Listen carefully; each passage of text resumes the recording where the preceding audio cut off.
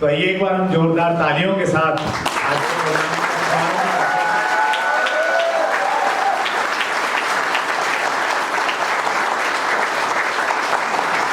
के प्रोग्राम बहुत बहुत धन्यवाद। सभी का बहुत बहुत स्वागत है। आज हमारा पैनल डिस्कशन का सब्जेक्ट है कि डायरेक्ट सेलिंग इंडस्ट्री में ट्रेनिंग्स की और स्किल्स डेवलपमेंट की क्या रिक्वायरमेंट है। हम सब लोग भली भांति जानते हैं कि डायरेक्ट सेलिंग इंडस्ट्री में कोई एंट्री बैरियर नहीं है। 2016 में गाइडलाइंस हमारे सामने आई।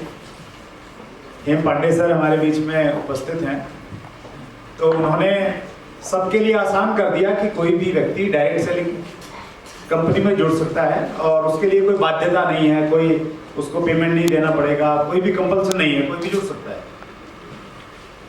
तो एंट्री बैरियर न होने की वजह से बहुत सारे लोग आ जाते हैं। हमारे यहाँ पे रहता ही है ना, हमारे हिंदुस्तान में फ्री में कुछ भी मिल रहा हो तो सब लोग लाइन में हमेशा तैयार रहते हैं, टूटती नहीं लाइन।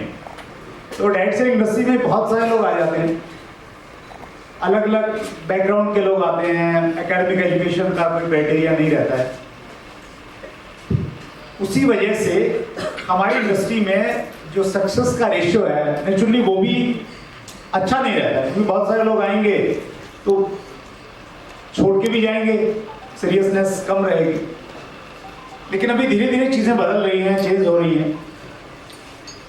मैं कुछ ऑर्गेनाइजेशंस को जानता हूँ जहाँ पे ये गाइड किया जाता है कि आप हर व्यक्ति को अपना डायरेक्ट सेलर मत बनाइए, उसको अपना कंज्यूमर बनाइए, उसको प्रोडक्ट अवेलेबल करवाइए, और जब आपको लगे कि वो सीरियस है उसके बाद ही उसको आप डायरेक्ट सेलर बनाइए। इससे सक्सेस रेशियो भी बढ़ेगा। और डायरेक्ट सेलिंग में जो नेगेटिविटी कहीं ना कहीं क्रिएट होती है, नेगेटिविटी कौन क्रिएट करता है? वो लोग क्रिएट करते हैं जो डायरेक्ट सेलिंग में कहीं ना कहीं जुड़े और जुड़ने के बाद वो छोड़ के चले गए, तो फिर वो कहते हैं कि नहीं मैंने सब देख लिया, ऐसा होता है वैसा होता है। तो वो जो नेगेटिविटी क्रिएट होती है वो भी कम हो जाएगी। तो इसी विषय पे हम लोग बहुत डिटेल में हम लोग आज बातचीत करेंगे। तो सबसे पहले मैं धीरज चौहान जी के पास में जाना चाहूँगा। धीरज जी के पास में बड़ा लंबा तजुर्बा है, एज ए डायरेक्ट सेलर भी उन्होंने काम किया और पिछले आई थिंक 2008 से वो एज ए ट्रेनर इंडस्ट्री को सर्व कर रहे हैं। तो आपके ओपनिंग रिमार्क्स धीरज जी।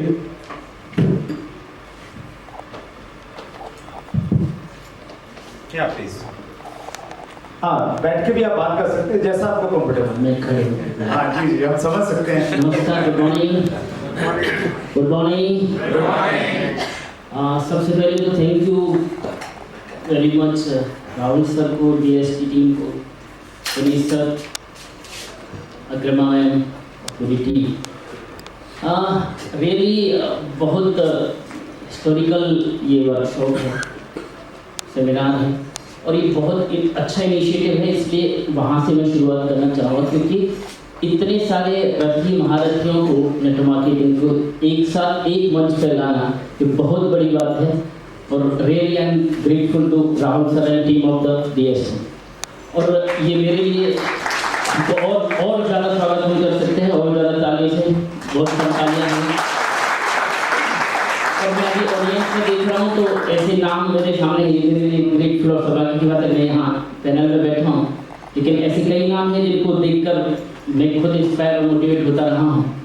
और अभी मैं खड़ा हुआ तो मैंने देखा कि ट्रेनिंग इंडस्ट्री और नेटवर्क इंडस्ट्री की शुरुआत जब मैंने की, तो मैं एक चेहरा और नज़र से देखना चाहूँगा। नेटवर्क में जो मेरे सीनियर रहे और जिनसे मैं ABCD सीखा उंगली पकड़ के, वो चेहरे मेरे सामने बैठे हैं, मनवी पाटिल साहब और पंडे साहब। मैं उनको रियली ग्रेटफुल और थैंकफुल हूँ, उन्होंने मुझे खड़े होने लायक बनाया। Thank you sir. वहीं से मैंने नेटवर्क की बारीकियाँ सीखी और ऐसे ग्रेट लीडर के साथ मुझे सौभाग्य मिला। मैं हर मीटिंग में बोलता हूँ कि उनसे मैंने सीखा। तो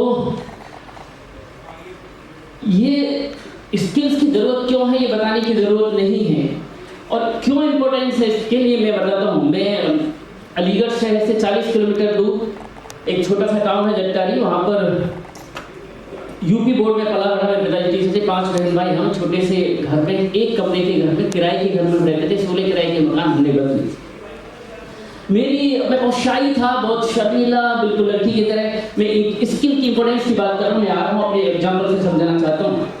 तो मैं कितनी ज़बरदस्त पर्सनैलिटी का धनी था। तो 2 बहन भाई थे, मैं चौथे नंबर का था। 1-to-1 बातचीत करने में मुझे शर्म आया करती थी। तो मेरे पिताजी बोला करते थे कि कुछ भेजते थे तो मैं 50 से सामान खरीदने में नहीं जाता था, बात नहीं करता था। पढ़ने में होशियार, तो कहते थे भगवान जा, ब्रज भाषा मेरी मातृभाषा है, तो ब्रज भाषा में पिताजी कहते भगवान जा छोरा को कहा होगा कुछ समझ में ना आरो, ना बोले ना बक करे, और से बात ना करे, कुछ ना करे, कहा होगा भगवान जाकू भी छोरी बना देता तो बढ़िया होता। मतलब हिंदी में कि इसको भी लड़की बना देता तो बढ़िया होता। इतना शर्माता है, क्योंकि पहले वाली लड़कियां शर्माया करती थी। हाँ, आजकल वालों की बात नहीं कर रहा हूँ। तो ऐसी मेरी पर्सनैलिटी थी। आज वही शर्मीला लड़का आज 22 राज्यों की राजधानियों में प्रोग्राम कर चुका है, 1 घंटे से लेकर 5-5 दिन के रेजिडेंशियल वर्कशॉप में कर सकते हैं। मैं केवल एक चीज बता के खत्म करूंगा, लेकिन ये यहाँ से यहाँ तक क्यों हुआ ये बताना, इसलिए ये केवल ट्रेनिंग से हुआ, स्किल्स सीखने से हुआ। मेरे 1 घंटे का ट्रेनिंग से लेकर 3 दिन के बहुत सारे वर्कशॉप मैंने खुद एज ऑडियंस अटेंड किए हैं। 10 दिन के वर्कशॉप मैंने कई सारे अटेंड किए हैं। इसमें सोशल लीडर्स को सुना, बिजनेस लीडर्स को सुना।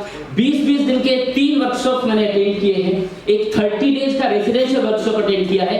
इतनी सारी ट्रेनिंग प्रोसेस और स्किल्स को सीख कर, समझ कर, सोशल लीडर्स को, स्पिरिचुअल लीडर्स को, बिजनेस लीडर्स को, नेटवर्क लीडर्स को सीख कर उतना सारा लोगों को सुना, ट्रेनिंग में गया, तब जाके वो शर्मीला सा लड़का आज इस लायक बना है। ये है ट्रेनिंग और स्किल्स की इंपॉर्टेंस।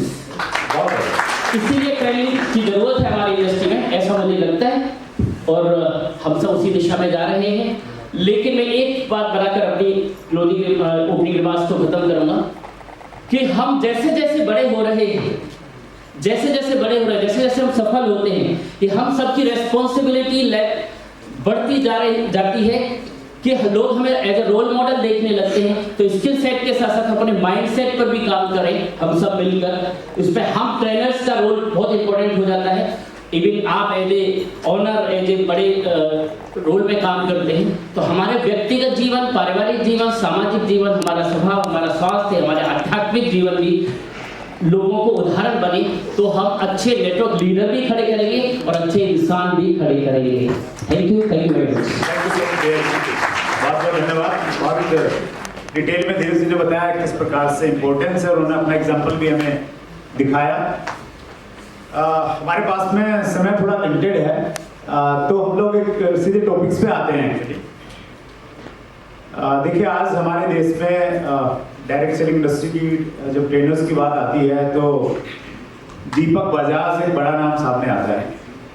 दीपक सर, आपने पहल की एज ए ट्रेनर, आप बहुत अच्छे डायरेक्ट सेलर, लीडर, अचीवर थे, अब भी हैं, लेकिन आपने इम्पोर्टेंस समझी और आपका काफ़ी अच्छा एक्सपीरियंस है। और रिसेंटली दीपक जी ने UCY जो एक 3 दिन की वर्कशॉप है, वहाँ से भागते सीधे यहीं पे आ रहे हैं, कल ही वो फिनिश हुई है।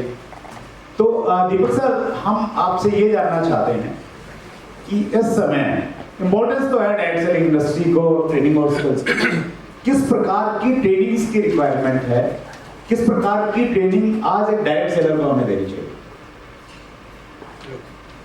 Yes alright, good morning everybody. आवाज थोड़ी कम आएगी क्योंकि 3 दिन चिल्लाए हैं हम लोग। लास्ट 3 डेज हमारे साथ 2000 डायरेक्ट सेलर थे तालकटोरा स्टेडियम में, करीब 100 से ज़्यादा कंपनीज के और 9 देशों के। So we just finished last night. I came back home at 12 o'clock. But ये इवेंट और ये मंच इतना बड़ा है डायरेक्ट सेलिंग टुडे का, एक बार जोरदार अप्लॉज चाहूँगा राहुल जब मैं ये सवाल पूछता हूँ ना कि ट्रेनिंग क्यों ज़रूरी है डायरेक्ट सेलिंग में, तो मुझे बड़ा अजीब लगता है कि कब हम इस काम को ढंग का काम मानना शुरू करेंगे। दुनिया का कौन सा ऐसा काम है जो बिना ट्रेनिंग के हो जाता है, जो ये वाला हो जाएगा? I mean training is important for everything. हमारे बच्चे को हम 2 साल की उम्र में उसको प्ले स्कूल में डालना शुरू कर देते हैं। For every profession there is training, so here also training is required. एक उदाहरण देता हूं मैं, ट्रेनिंग की इंपॉर्टेंस लोग कैसे कैसे समझते हैं। How many of you know IIT Bombay? Yes सुनो, IIT बॉम्बे की entrepreneurship cell, I have been now I am the brand representative of IIT Bombay entrepreneurship cell, right? So Hemant sir जो इंस्टीट्यूशन पूरी दुनिया को इंजीनियरिंग सिखाता है, वो आज ये समझ रहा है कि अगर एंटरप्रेन्योरशिप सिखानी है, हम लोग टेक्नोलॉजी के मास्टर्स हैं, ये IIT वाले लोग समझते हैं कि हम टेक्नोलॉजी के मास्टर्स हैं, लेकिन अगर एंटरप्रेन्योरशिप सिखानी है तो फिर एंटरप्रेन्योर्स को लेकर आना पड़ेगा, and we are choosing direct selling experts for representing their entrepreneurship department. आप लोग भी समझिएगा, और मैं आपको 2 मिनट में एक चीज छोटी सी बोलता हूं कि पिछले 2 सालों में इस पूरी दुनिया में काम करने के तरीकों में हर इंडस्ट्री में बदलाव हुए हैं। और मैं डायरेक्ट सेलिंग इंडस्ट्री से 16 साल हो गए करीब एसोसिएटेड हुए। 11 साल मैंने एज ए नेटवर्क मार्केटर काम किया, 4 साल से I am into training and consulting. पिछले 2 साल में डायरेक्ट सेलिंग में उतने बदलाव हुए हैं जितने शायद पिछले 2-3 दशकों में भी नहीं हुए हैं। Now you need social media, now you need online technology, now you need tools, right? उनके साथ साथ आपको कंबाइन करने हैं आपके पुराने तरीके। पहले आप लोगों को सिखाते थे, मुझे सिखाया गया था आई कांटेक्ट करो लोगों से। अब मैं एयरपोर्ट पे जाता हूँ, कोई आई कांटेक्ट कर नहीं रहा है क्योंकि वो मोबाइल में है। 2 साल मैंने फाइट किया मेरी पुरानी ट्रेनिंग से कि वो मुझे आंखों में आंखें डाल के देखेगा, मैं बातचीत शुरू करूंगा और प्रोस्पेक्टिंग शुरू होगी। वो देख ही नहीं रहा है। 2-3 years I thought I will find a way, मुझे रास्ता नहीं मिला, but smart way is get into the mobile itself, right? So जिस तरह से बाकी सब चीजों में बदलाव हुए हैं, यकीन मानिए पिछले 2-3 साल में डायरेक्ट सेलिंग इंडस्ट्री के करने के तरीके बदल रहे हैं। आज से करीब 10 साल पहले जब मैं लोगों के ड्राइंग रूम्स में प्लान दिखाने जाता था तो सवाल ये होता था कि नेटवर्क मार्केटिंग क्या है, हम आपको बताएंगे कैसे करना है, दिस एंड दैट। अब सवाल ये नहीं है दोस्त कि डायरेक्ट सेलिंग क्यों करें। अब सामने वाला तुम्हारे से पहले 6 कंपनी के प्लान देख चुका है, वो तुमसे पूछेगा तुम्हारे साथ क्यों करूं। क्योंकि जैसे ही तुम उसके ड्राइंग रूम से बाहर निकलोगे, वो सोशल मीडिया पे सर्च करना शुरू करेगा, उसे 150 लोग मिलेंगे उसी के शहर में जो इस बिजनेस को कर रहे हैं। तो अब आपको भी जैसे लोग शहर में, जैसे मेरा विजन जो है 2 साल के बाद डायरेक्ट सेलिंग में क्या होने वाला है, जैसे शहर में आप अपने बच्चे को दिखाने के लिए बेस्ट डॉक्टर ढूंढते हैं, अपने बच्चे की स्कूलिंग के लिए बेस्ट स्कूल और बेस्ट टीचर ढूंढते हैं, अपना केस लड़ने के लिए बेस्ट वकील ढूंढते हैं। Now people will look for best professional expert direct sellers जो प्रोफेशनल तरीके से इस बिजनेस को करने लगे, और हमारा रोल कंसल्टेंट जैसा रोल होने लगेगा। कंपटीशन बढ़ेगा तो खुद पे काम करिए, अपने माइंडसेट को डेवलप करिए, लेटेस्ट अपडेटेड टूल्स और टेक्निक्स के साथ में काम करिए, क्योंकि आपका प्रोस्पेक्ट बदल गया है। और अगर आपके प्रोस्पेक्ट का लाइफस्टाइल, सोचने का तरीका, कहां वो समय बिताता है, वो तरीका बदल गया है, तो देन फिर आपको अपने काम का तरीका बदलना पड़ेगा। और अगर आप वही करेंगे जो आपने 10 साल पहले किया है, you trust me on this, you will be out of the game, right? So this is the change I feel is happening right now. Thank you so much. Thank you so much Deepak sir. और ये हर direct seller के लिए बहुत खुशी की बात है कि IIT बॉम्बे में एंटरप्रेन्योर को रिप्रेजेंट करने के लिए हमारे बीच के एक डायरेक्ट सेलर, एक ट्रेनर दीपक बजाज हैं। सो ये बहुत प्राउड का मोमेंट हम सबको दिया है Deepak sir, thank you so much for that. Spencer हमारे बीच में है, बहुत एक्सपीरियंस पर्सन है, ट्रेनिंग के फील्ड में बहुत अच्छा काम कर रहे हैं। स्पेंसर वही क्वेश्चन, किस दीपक जी ने बताया कि देखिए चीजें बदल गई हैं, पुरानी चीजों को, पुराने जो प्रोस्पेक्टिंग के तरीके थे, कॉन्टेक्टिंग की स्किल्स थी, उनको आज चेंज करना पड़ेगा। ये बात सही है। इसको थोड़ा और आगे बढ़े, मैं थोड़ा एक अलग टॉपिक पे थोड़ा ले जाना चाहता हूँ इस कन्वर्सेशन को। एज ए ट्रेनर हमारी रिस्पॉन्सिबिलिटीज क्या है? एज ए ट्रेनर जब हम लोगों के बीच में जाएं, ट्रेन करें लोगों को, तो हमारे कुछ गोल्स होते हैं, ऑब्जेक्टिव तो रहते हैं, हमारी रिस्पॉन्सिबिलिटीज क्या होनी चाहिए, कि रिस्पॉन्सिबिलिटीज को हमें ध्यान में रख के लोगों से बातचीत करनी चाहिए। सो thank you Surendra Bhagat. Good morning everyone. सबसे पहले इस मंच में ये मंच शेयर करने के लिए, एक प्लेटफॉर्म क्रिएट करने के लिए राहुल सुदान जी आपका बहुत बहुत धन्यवाद। और जैसे पहले स्पीकर्स ने भी बताया किया कि डायरेक्ट सेलर्स को सबको साथ में एक लाना काफ़ी अपने आप में साहस होता है। And I'm also sitting next to the veterans of this industry. Surendra जी के साथ काफ़ी समय से मैं जानता हूँ और हम लोगों ने काफ़ी समय साथ में बिता लिया है. And so is Mr. Lalit Arora और उनके साथ दीपक बजाज और बहुत सारे और भी ट्रेनर आपके यहाँ पे भी बैठे हैं. So मैं डायरेक्ट सेलिंग इंडस्ट्री में पहले 10-12 साल मैंने डायरेक्ट सेलिंग इंडस्ट्री में एज अ नेटवर्कर भी काम किया. उसके बाद मैं ट्रेनर और कंसल्टेंट के बाद मैं एज एन एंटरप्रेन्योर मेरी खुद की एक डायरेक्ट सेलिंग कंपनी भी थी और वो कंपनी का प्रोडक्ट था जेनेटिक्स. तो मैं इस टॉपिक को जेनेटिक्स के पर्सपेक्टिव में अगर देखूं तो रिसर्च ये कहता है कि एक बड़ा सवाल हम सभी लोग इंडस्ट्री में करते हैं कि आर लीडर्स बॉर्न और लीडर्स क्रिएटेड. तो अगर लीडर्स बॉर्न लीडर्स हैं तो उनको कोई ट्रेनिंग की ज़रूरत नहीं है, लेकिन अगर वो क्रिएट कर रहे हैं तो उनको डेफिनेटली बहुत सारा ट्रेनिंग की ज़रूरत है. तो सेम वे क्या ट्रेनिंग या इंटेलिजेंस ये जेनेटिकली लोगों को मिलता है या वो एक्वायर करते हैं? तो बहुत इसमें बहुत सारे आंकड़े हैं, लेकिन ये आंकड़ा जो एक जनरल तौर पे बताता है कि almost 32% of your intelligence knowledge आपके स्किल्स जो हैं वो जेनेटिकली आते हैं, लेकिन फिर भी ऑलमोस्ट 68% आपको यहाँ पर एक्वायर करने पड़ते हैं. तो एक्वायर करने के लिए डायरेक्ट सेलिंग जैसा प्लेटफॉर्म है नहीं है. कई बार हम लोग ट्रेनिंग में कहते हैं कि अगर आप नियत से 6 महीना डायरेक्ट सेलिंग इंडस्ट्री का सिस्टम को फॉलो करके काम करेंगे, I think it's far beyond achieving MBA degree. क्योंकि यहाँ पर रियल लाइफ में आपको रियल सिचुएशन में थियोरेटिकली नहीं ये सिचुएशंस मिलते हैं. तो आई फील जो 1995-96 से जो इंडस्ट्री की जो जर्नी रही है इंडिया में, तो उसको अगर देखेंगे तो the government of India thanks to people like mister Hem Pande और उनका जो पूरा टीम है, तो इन लोगों ने जो लीगल एक एंडोर्समेंट या लीगैलिटी का जो सहारा हमको दिया है, दैट्स अ ब्लेसिंग इन मतलब ये बड़ा ब्लेसिंग है इसके लिए, because the same industry in the US took almost 80-90 years to get legalised. तो यहाँ पर एक इंडस्ट्री की अगर हम लोग एज देखते हैं विद इन 20-25 years, अगर उसको लीगलाइजेशन मिला है, I think we are really fortunate. And the last 2 years में जो लॉकडाउन हो या कोविड-19 की वजह से जो डायरेक्ट सेलिंग इंडस्ट्री में भी जो बदलाव आया है, तो I think without trainers industry exist नहीं कर सकती है.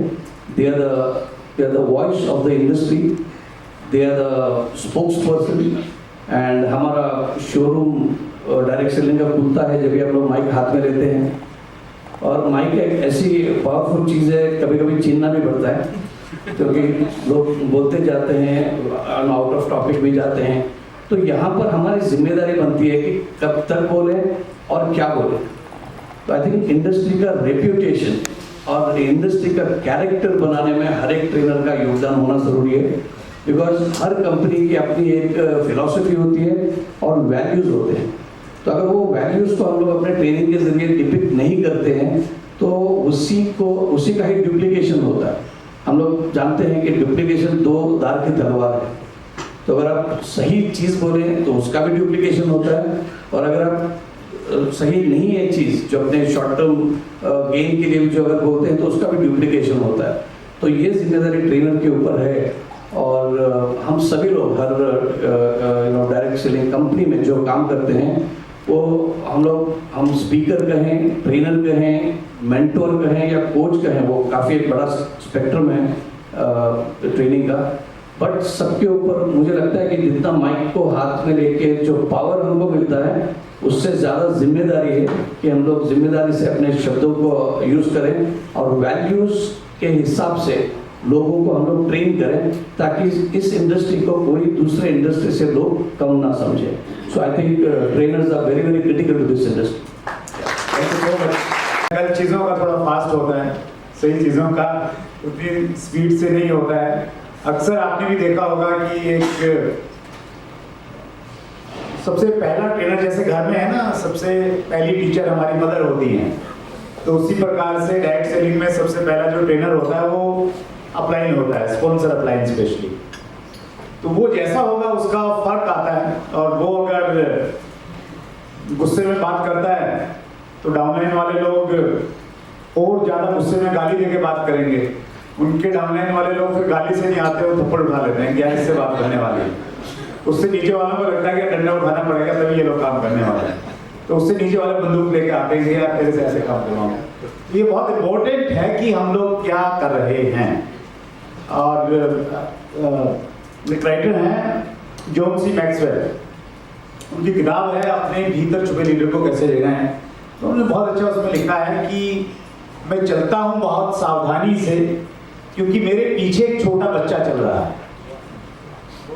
मैं भटकने का जोखिम नहीं ले सकता क्योंकि मुझे डर है मैं भटकूंगा तो वो भी भटक जाएगा। तो हमारी उस प्रकार का वर्किंग स्टाइल होना चाहिए, हम क्या बोल रहे हैं, क्या बिहेव कर रहे हैं, वो बहुत इंपॉर्टेंट है। स्टेंसन ने बहुत अच्छे से उसको बताया। ललित जी हमारे बीच में हैं, बहुत पुराना एक्सपीरियंस है, 23 साल से वो डायरेक्ट सेलिंग इंडस्ट्री से जुड़े हुए हैं। ललित सर, इनिशियल ट्रेनिंग की क्या जरूरत है? देखिए बहुत सारे डायरेक्ट सेलर्स हमारे बीच में हैं, अभी राहुल सर ने सभी कैटेगरीज को शामिल किया है। यहाँ पे हम direct seller of the year से भी मिलेंगे, direct seller female of the year से भी मिलने वाले हैं। बहुत सारी डायरेक्ट सेलिंग कम्युनिटी बैठी है एज ए डायरेक्ट सेलर, तो उनको इनिशियल लेवल पे जब वो अपनी टीम को टीच करें तो किस प्रकार की ट्रेनिंग और किस प्रकार की बातों का इनिशियली ध्यान रखना चाहिए? सर आपने दोनों तरह के लोगों को देखा है। I think you are comfortable in Hindi? Absolutely, I understand Hindi. I speak Hindi. Yeah thank you so much. So आपने दोनों तरह के वर्क कल्चर को भी देखा है, डायरेक्ट सेलर्स में कैसे काम करते हैं और कॉर्पोरेट्स में भी कैसे वर्किंग होती है। अगर वहाँ से कोई एक अच्छी चीज चुरा के हमें डायरेक्ट सेलर्स को देनी हो, वो क्या हो सकती है? Thank you so much, sir, for such a wonderful question. First of all, I thank DST under the leadership of Mr. Rahul for setting up such a wonderful platform today for all the direct sellers of India to come together. Well, the moment Mr. Bajaj said about IIT Bombay, I am telling you, I don't know, see, how is that we didn't cross the road still now? First time we are meeting here. Yeah. Even I am, what to say, for ESL, IIT Bombay, I am also a person who is engaged in promoting entrepreneurship. At the same time, last month itself, I was in IIT Bombay to give a guest, as a guest faculty, to give a lecture to all the students. So, all credits, actually all credits to direct selling industry, because 13 years of my experience has been in industry and 16 years of my association with the industry. And very good question you asked about the corporate world. That's where, because I've been engaging with lots of corporate organizations, especially being in Bangalore, be it with startups, be it with IT sector, even with automobile sector, or even with MSMEs, right? Now when I engage, I try to understand their perception about direct selling industry, and I'm very sorry to say, my dear friends, sort of brand perception is little dented, which Lalit was definitely mentioning. Our brand perception is dented.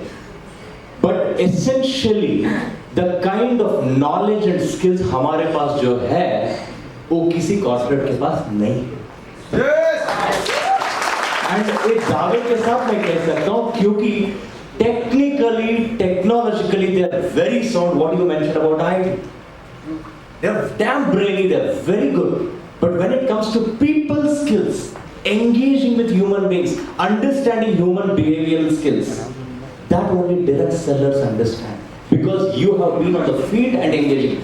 इतने होने के बावजूद भी आज लोग इस industry के बारे में एक नेगेटिव ब्रांड परसेप्शन रखते हैं। तो then I think as a custodians of this organization or of this industry, it is essential we all should come forward to live this. I will tell you, recently, just last week I was in Goa doing a program for Carrier Refrigeration Organization, and uske pehle Nokia ke ek Manyata Tech Park ke Bangalore mein. Now because we brought this corporate world, I will tell you, I was engaged with the top management, the CXOs, to set the vision.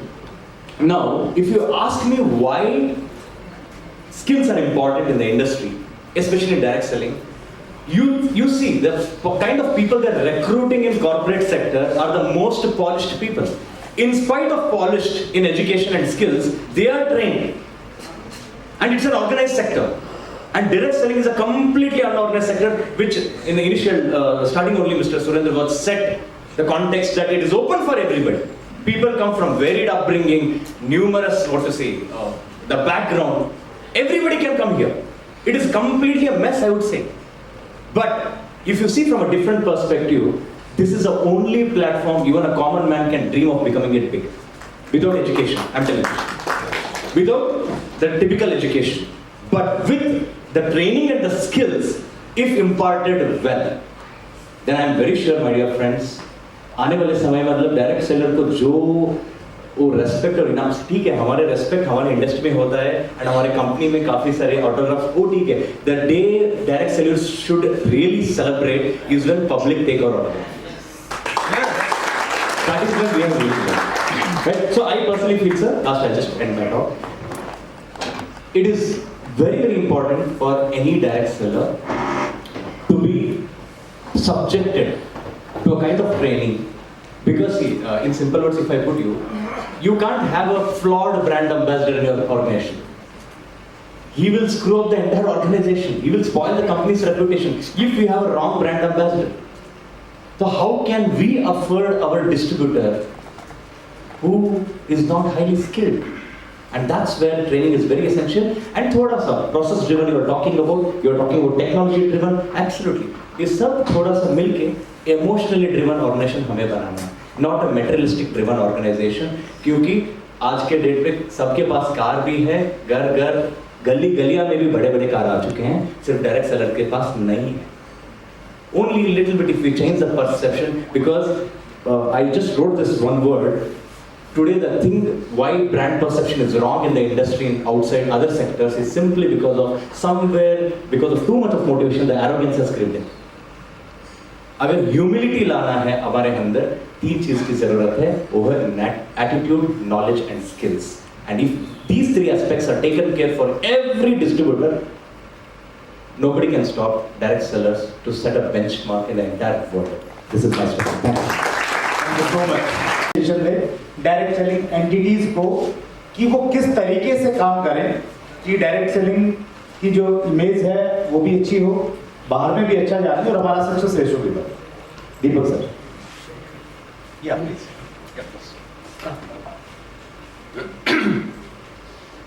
Direct sellers और direct selling entities. Okay. Direct sellers के लिए मैं एक चीज बोलूंगा. देखिए, हम लोग जितनी मेहनत करते हैं एक सेल क्लोज करने में, हम उसका 1% मेहनत करते हैं उन लोगों का ध्यान रखने में और उनको सही टेक ऑफ करवाने में. आप 10 चक्कर लगाते हैं उसके घर पे और जिसको ले जा सकते हैं, आपका बस चले तो आप एमडी को भी ले जाएं उस एक सेल को क्लोज कराने के लिए. लेकिन एक बार वो सेल आ जाती है, उसके बाद we start getting to second sale, third sale, fourth sale, and we just we leave those people. So all direct sellers should have a proper, एक solid, ठोस टेक ऑफ सिस्टम बनाइए अपनी टीम में और अपने साथ आने वाले सभी लोगों को उस टेक ऑफ सिस्टम के माध्यम से संभाल के रखिए.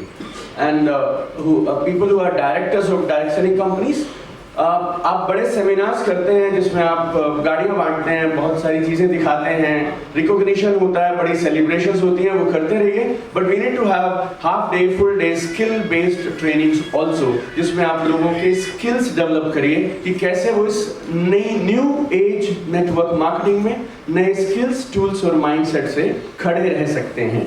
सो these are my 2 recommendations. Thank you. Thank you so much, Deepak sir. बहुत वैल्यूएबल इनपुट है. स्टेन सर. इंडस्ट्री में 2-3 एसोसिएशंस हैं, आईडीएसए है, एफडीएसए है, फिटसी है. तो इंडस्ट्री ऑर्गेनाइज हो चुकी है एक हद तक, गवर्नमेंट के साथ भी लिएजॉन हो चुका है. लेकिन नेशनल लेवल पे एक बेंचमार्क करने के लिए there is no forum for the trainers. तो मेरा रिकमेंडेशन ये रहेगा कि नेशनल लेवल पे some of the responsible companies can send their one representative and एक नेशनल लेवल पे ट्रेनर्स का एसोसिएशन हो जाए. इट्स लाइक एक गिल्ड जैसे हो जाए, तो उससे we can set the benchmark for the industry कि इसके नीचे we will not deal with the values, reputation and the character of the industry. That's my recommendation. Thank you so much. Thank you.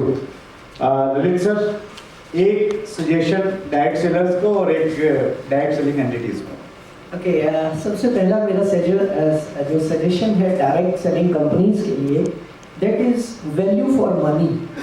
Whatever products you are launching, सिर्फ आप एक चीज का ध्यान रखिए, are we providing value for money, are we giving value for money to the end customer और not. Value for money is most important than our PVPV system. So मुझे ऐसा लगता है कि इस समय पीवीपीवी सिस्टम पर ज़्यादा ध्यान दिया जा रहा है, वैल्यू फॉर मनी पे कम दिया जा रहा है. दूसरी चीज़ जो जल्दी जल्दी प्लान बदलने के तरीके चल रहे हैं मार्केट में, नेटवर्कर टूट जाता है। नेटवर्कर टूट जाता है जब हम अपना बेसिक स्केलेटन प्लान चेंज कर देते हैं, नेटवर्कर टूट जाता है। सो इन दो चीज़ों पर अगर आप ध्यान देंगे तो definitely all leaders will stick to you. और मैं सभी जितने नेटवर्क मार्केटिंग के सीनियर लीडर्स मेरे सामने आदरणीय लोग बैठे हैं, मैं आप सभी को सिर्फ दो चीज़ें कहना चाहूँगा। एक तो हम सेल क्लोज करने के चक्कर में जो बहुत बड़ी बड़ी हवा में बातें कर देते हैं उसको थोड़ा सा कम करना पड़ेगा, राइट। और दूसरी चीज़, यस, फील्ड में जाकर सपोर्ट करनी होगी। आज अगर हम नेटवर्क मार्केटिंग इंडस्ट्री में थोड़ी सी भी नेगेटिविटी की बात करते हैं तो उसमें बहुत बड़ा रोल हम लोगों का है जब हम गलत कमिटमेंट्स करके उन कमिटमेंट्स को निभाते नहीं हैं तो हमारी टीम नेगेटिव होती है। Thank you so much. Yes Dheeraj sir, एक एक संदेश। हाँ सर, मुझे तो लगता है कि प्राइमरी लेवल पर जब एंट्री करते हैं तो स्किल्स की रिक्वायरमेंट होती है। जब टीम्स बढ़ने लगती हैं तो अलग तरह की स्किल्स की रिक्वायरमेंट बढ़ने लगती है, लीडरशिप स्किल्स हो गए। और जब खूब टीम बड़ी हो जाती है तो एक चैलेंज आता है, सबको आता है, हमको भी आता है, इवन जो MDs हैं उनको भी आता है। जब बड़ी सेमिनार होती है और जब गाना बजता है अजीम शान शहंशाह, और जब हम एंट्री करते हैं तो ऐसा लगता है हमें हो गई शहंशाह। अहंकार बढ़ने लगता है, अहंकार बढ़ने लगता है, विचित्र से माइंडसेट में हम जाने लगते हैं, दिल का लगाव कम होने लगता है, पैसा बढ़ने लगता है। अब मैं एक प्रैक्टिकल उदाहरण देता हूँ कि क्या ज़रूरत है। टॉप लेवल पर जिनकी टीम्स बड़ी हैं, अलग तरह की ट्रेनिंग्स की ज़रूरत है। मैंने ट्रेनिंग दिया, एक मेरे 3 दिन के प्रोग्राम में आए थे तो उन्होंने एक ट्रेनिंग ऑर्गेनाइज करी। उन्होंने अपने सीनियर को बुलाया जिन्होंने कभी भी ट्रेनिंग नहीं किया था। अब 1 डे प्रोग्राम हुआ, उसके बाद वो मुझसे लंच में बैठ के बात कर रहे, तो इनफॉर्मल टॉक्स में बोले कि बहुत अच्छी कंपनी है, ऐसा नहीं, प्रोडक्ट बहुत अच्छा है, ज़बरदस्त प्रोडक्ट। वो बोलते हैं कि देखिए क्या है, बढ़ना है ना, नेटवर्क में बढ़ना है तो डाउनलाइन का खून चूस के आज तक सब बड़े हुए हैं सर, लिटरली। और वो छोटा लीडर नहीं था, वो पिछले 15-16 साल से नेटवर्क में है। एक दूसरा सुनिए, उसने 16 महीने में 1 करोड़ 30 लाख रुपए अर्न किए उसी कंपनी से। और आज भी वो इस सोच में है कि बढ़ना है तो खून चूस के बढ़ा जाएगा। Look the attitude. तो जब आप इतना पैसा कमा लिए हैं इसी इंडस्ट्री से और उसी कंपनी से, फिर भी आप ये सोचते हैं, तो उसको अलग लेवल की ट्रेनिंग की जरूरत है, अलग लेवल की माइंड सेट की जरूरत है।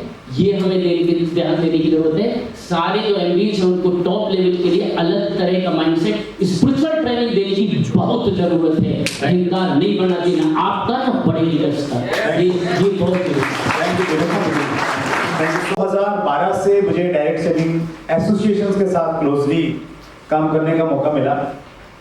और जब भी हम लोग अथॉरिटीज के पास में जाते हैं तो वहाँ हमें इस रूप में देखा जाता है कि ये सपने बेचने वाले लोग हैं, ये सपने बेचने वालों की इंडस्ट्री है, उस निगाह से हमें देखा जाता है। मीडिया में भी जब मीडिया वाले, मैं डायरेक्ट सेलिंग टुडे की बात नहीं कर रहा हूँ, मैं बाहर की मीडिया की बात कर रहा हूँ, तो वहाँ नेगेटिव न्यूज़ ही चलती हैं। तो वो भी जब भी कोई इस प्रकार की चीज़ें आती हैं तो उसी प्रकार की टैगलाइन हमारे साथ में जुड़ती है।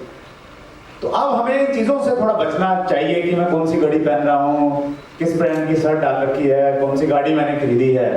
तो वो जमाना चला गया, उससे जितना हम लोग बचेंगे उतना वो चीज़ बहुत नेगेटिव इम्पैक्ट डाल रही है एक्चुअली हमारे ऊपर। आप अपनी कंपनी में कीजिए, उसको बहुत ज़्यादा हाईलाइट मत कीजिए। एज ए डायरेक्ट सेलर मैं ये कहना चाहता हूँ डायरेक्ट सेलर्स को। और मैनेजमेंट को मैं एक चीज़ कहना चाहता हूँ, बिकॉज मैं पिछले 22 सालों से डायरेक्ट सेलिंग इंडस्ट्री में काम कर रहा हूँ। ये जो सेट वर्कर एक कम्युनिटी क्रिएट हो रही है ना, उससे हमें बचना चाहिए और अपनी ऑर्गेनाइजेशन को बचाना चाहिए।